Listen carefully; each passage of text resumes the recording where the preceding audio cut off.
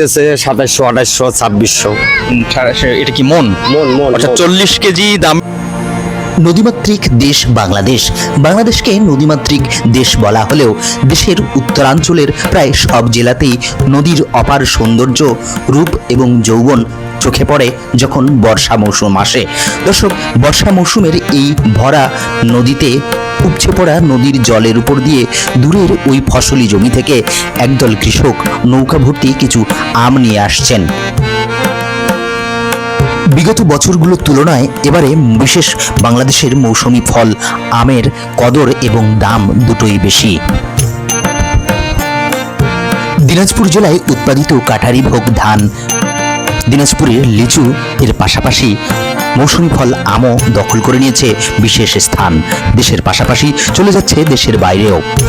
নৌকায় করে আম নিয়ে আসা হচ্ছে দূরের, ওই যে দূরের আম বাগান থেকে, ওখান থেকে আম সংগ্রহ করে নিয়ে আসা হয়েছে এবং এখানে প্রায় 15 মনেরও বেশি আম রয়েছে।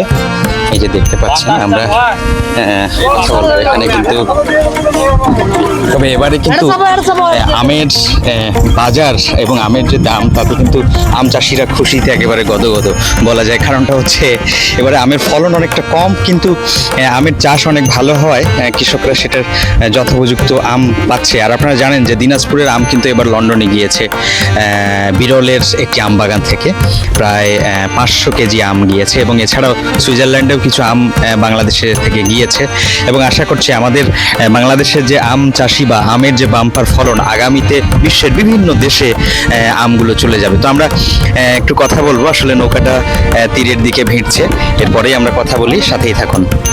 দর্শক দেখুন, এই যে চিত্রটি দেখাচ্ছি এটা কিন্তু দক্ষিণবঙ্গের কোনো চিত্র নয়, এটা আমাদের উত্তরবঙ্গের একটি চিত্র। আসলে এখানেও অনেক বড় বড় কিছু নদী রয়েছে। আমি চাচা, আসসালামু আলাইকুম। ওয়ালাইকুম আসসালাম। আচ্ছা, এই যে আম কোথা থেকে নিয়ে আসলেন? আম নিয়ে আসলাম আমার বাগান থেকে।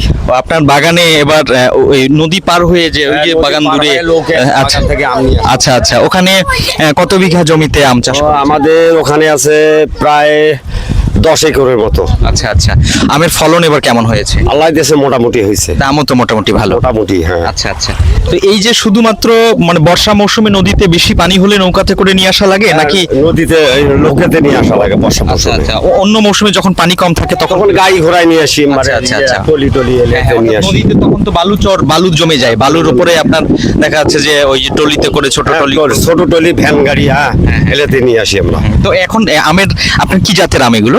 এটা জাতটা হলে হাড়ি ভাঙ্গা জাত। হাড়ি ভাঙ্গা জাত।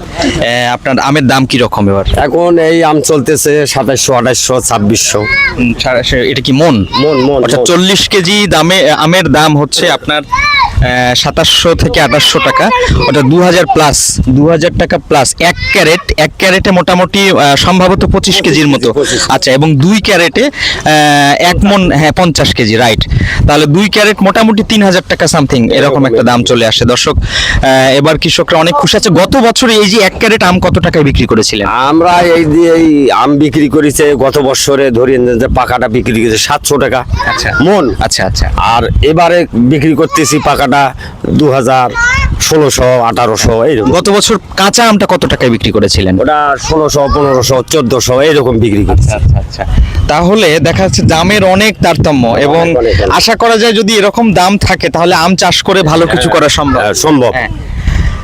দর্শক, বাংলাদেশে আম চাষে রয়েছে অপার সম্ভাবনা। আমাদের যে উর্বর মাটি, এখানে আম, লিচু, বিশেষত দিনাজপুর জেলার লিচু কিন্তু অনেক বেশি বিখ্যাত এবং এবারে আমের যে যথোপযুক্ত মূল্য কৃষকরা পেয়েছেন, এতে করে কিন্তু তারা আরও বেশি আম চাষ করতে উৎসাহী হয়ে উঠেছেন। আপনাদের এতক্ষণ যারা সাথে ছিলেন আপনাদের সবাইকে অনেক অনেক ধন্যবাদ এবং অবশ্যই পিওর এবং স্বাদযুক্ত আম সংগ্রহ করতে গেলে অবশ্যই আপনার দিনাজপুরের আম লিচু কিন্তু একেবারে প্রসিদ্ধ সারা বাংলাদেশে। এবং আপনারা জানেন যে এইবারে আম বাংলাদেশ থেকে পৃথিবীর বিভিন্ন দেশে চলে গেছে এবং আগামীতে বাংলাদেশে আমের চাহিদা কিন্তু অনেকটাই বেড়ে যাবে বলে আশা করছেন সংশ্লিষ্টরা। আপনাদের রেলি স্টার পরিবারের পক্ষ থেকে অনেক অনেক শুভেচ্ছা। আমি তাজমিনুর রহমান এতক্ষণ আপনাদের সাথে ছিলাম।